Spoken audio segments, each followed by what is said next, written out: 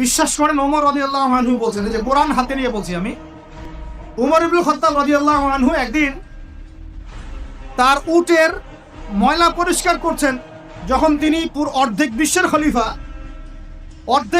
খলিফা উটের ময়লা পরিষ্কার করছেন। আলী ইবনে আবি তালেব এসে বলছেন, ইয়া আমিরুল মুমিনিন, আপনি আপনার পরবর্তী খলিফাদের উপরে কত কঠিন বোঝা চাপাই দিচ্ছেন। এত কিছু করার পরে নিজে উটের বোঝাও, উটের ময়লাও পরিষ্কার করছেন, আমাদের জন্য এত কঠিন করে দিলেন খেলাফতের দায়িত্ব। তখন ওমর ইবনে খাত্তাব বলছেন এই কথাটা শুনে, তিনি বলছেন যে আমাকে উচ্চ প্রশংসায় ভাসিও না, ইয়া আবুল হাসান। আবুল হাসান হচ্ছে আলী রাদিয়াল্লাহু আনহুর নাম। হে আলী, আমাকে উচ্চ প্রশংসায় ভাসিও না। আমি ভয় করি ইরাক তো তখন মুসলমানদের আওতায় আছে, ইরাকের ফোরাত নদীর কিনারায় যদি কোনো ছাগলের বাচ্চাও না খেয়ে মারা যায়, আমি ওমর ভয় করি কাল কিয়ামতের মাঠে আল্লাহ আমাকে এর জন্য জবাবদিহি করাও। কি বুঝলেন? ওই যুগ আর এই যুগ লা ইয়াস্তামিআন, এটা কখনো একসাথে মিলবে না। এগুলা জাদুঘরে চলে গেছে এখন।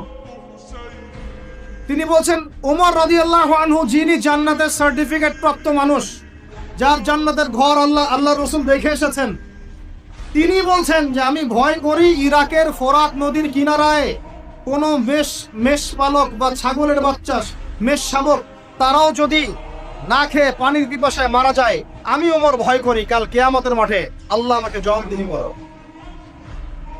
আর কিছু বলতে হবে আপনাদেরকে? এই ফেমাস হওয়ার আগে তো অনেক খ্যাতির বিড়ম্বনাও আছে। এর আগ পর্যন্ত আমি বই কেনার জন্য একটা করে অংশ জমাতাম। অনেক সময় এমন হয়েছে যে একটা জায়গায় যেতে হবে, ভাড়াটাকে সেভ করেছি বই কেনার জন্য, হেঁটে হেঁটে গিয়েছি। বই আমাকে কেউ কিনে দেয়নি কখনো, এভাবেই কিনতে হয়েছে। এখন আলহামদুলিল্লাহ বাংলা বাজারে একবার ঘুরলেই হয়, মিনিমাম 40-50 হাজার টাকার বই হাদিয়ে পাওয়া যায়। লাস্ট টাইম আমি হাদিয়ে পেয়েছি 350টা বই। এই যেবার আসলাম এই কয়দিন আগে 350টা বই। বইয়ের প্রতি মহব্বত থাকলে আল্লাহ আপনাকে অনেক বই দিবেন। আমি বললাম না, হকপন্থী ওলামায়ে কেরামের সোহবতে থাকেন। আমি একজন আলেমকে দেখেছি সারাদিনই বই পড়ে, খালি বই পড়ে আর বই পড়ে। আর একটু পরপর খালি বলে লা ইলাহা ইল্লাল্লাহ, একটু পরপর খালি বলে লা ইলাহা ইল্লাল্লাহ। কথা বলেন মনে হচ্ছে যে মুক্তাজ হচ্ছে। এত গভীর কথা বলেন যেটা বুঝতে হলে অনেক জ্ঞানের প্রয়োজন হয়। যেই আসছেন তাকে